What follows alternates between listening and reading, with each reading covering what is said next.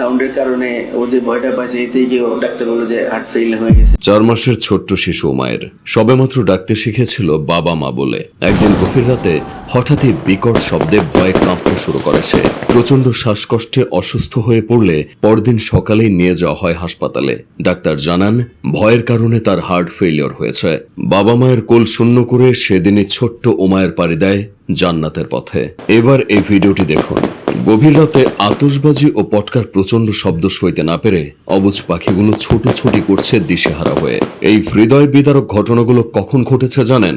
ইংরেজি বছরের প্রথম রাত অর্থাৎ 31st নাইটে। প্রতি বছর 31শে ডিসেম্বর এলেই নিউ ইয়ারকে বরণ করে নিতে বিশ্বব্যাপী আয়োজন করা হয় নানা অনুষ্ঠানের। পশ্চিমা ট্রেন্ডের সাথে তাল মিলিয়ে বাংলাদেশের শহরগুলো সেজে ওঠে রঙিন সাজে। আতশবাজি ও ফানুস উড়িয়ে তরুণ ছেলেমেয়েরা মেতে ওঠে নিউ ইয়ারকে স্বাগত জানানোর উৎসবে। তবে সবার জন্য এই রাত আনন্দ বয়ে আনে না। অনেকের জন্য এই উৎসবই পরিণত হয় শোকের আবহে। প্রতিবার বছরের প্রথম দিন খবরের পাতা উল্টালেই চোখে পড়ে অগ্নিকাণ্ড ও প্রাণহানির সংবাদ।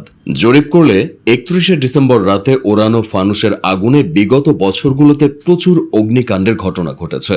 এসব অগ্নিকাণ্ডে সরকারি স্থাপনা থেকে শুরু করে খেটে খাওয়া অনেক নিরীহ মানুষের ঘরবাড়িও ক্ষতিগ্রস্ত হয়েছে। ক্ষতি হয়েছে লক্ষ লক্ষ টাকার সম্পদের। টাকার অঙ্ক বাদ দিলেও আতশবাজি ও পটকার বিস্ফোরণ আরও নানাভাবে পরিবেশ ও মানুষকে ক্ষতিগ্রস্ত করে। আতশবাজি তৈরিতে যেসব রাসায়নিক উপাদান ব্যবহার করা হয়, বিস্ফোরণের পর তা পরিবেশে ছড়িয়ে পড়ে। শ্বাস প্রশ্বাসের মাধ্যমে তা ফুসফুসে প্রবেশ করলে নানাবিধ সমস্যার সৃষ্টি হতে পারে। তাছাড়াও আতশবাজির উচ্চ শব্দের কারণে শ্রবণ শক্তি হ্রাস, রক্তচাপ ও হৃদরোগের ঝুঁকি বৃদ্ধি সহ স্ট্রোক ও হার্ট অ্যাটাকের ঘটনা ঘটতে পারে।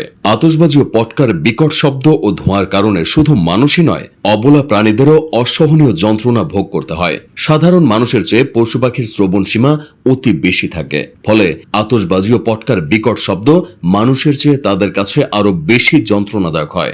যার কারণে 31st রাতে আতশবাজি বিস্ফোরণের সময় পাখিরা দিক বিদিক হারিয়ে ছুটোছুটি শুরু করে। অনেক পাখি আকস্মিক শব্দে দিশেহারা হয়ে দেয়ালে ও বিদ্যুতের তারে ধাক্কা খেয়ে প্রাণ হারায়।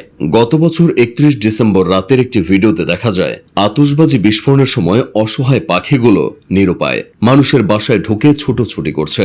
31st নাইটে আতশবাজি ফুটিয়ে নিউ ইয়ার সেলিব্রেশন করার আগে এই অবুঝ প্রাণীগুলোর কথা একবার ভেবে দেখুন আপনি যখন ফানুস উড়িয়ে নতুন বছর উদযাপন করেন, ফুটপাতে পড়ে থাকা মানুষগুলো তখন তীব্র শীতে কাঁপতে থাকে। অভুক্ত মানুষগুলো রাস্তার ধারে একটু খাবারের আশায় পথ চেয়ে বসে থাকে। আতশবাজি ফুটিয়ে পরিবেশ দূষিত না করে এই অসহায় মানুষগুলোর জন্য কিছু করে দেখুন না। হয়তো তাদের মুখের হাসি আপনার বছরের শুরুটাকে আতশবাজির ঝলকানির চেয়েও ঝলমলে করে দেবে। আসুন আমরা সকলে 31st নাইটে আতশবাজি ও ফানুস ওড়ানো হতে বিরত থেকে সকলের জন্য সুখকর একটি নতুন বছরের সূচনা করি।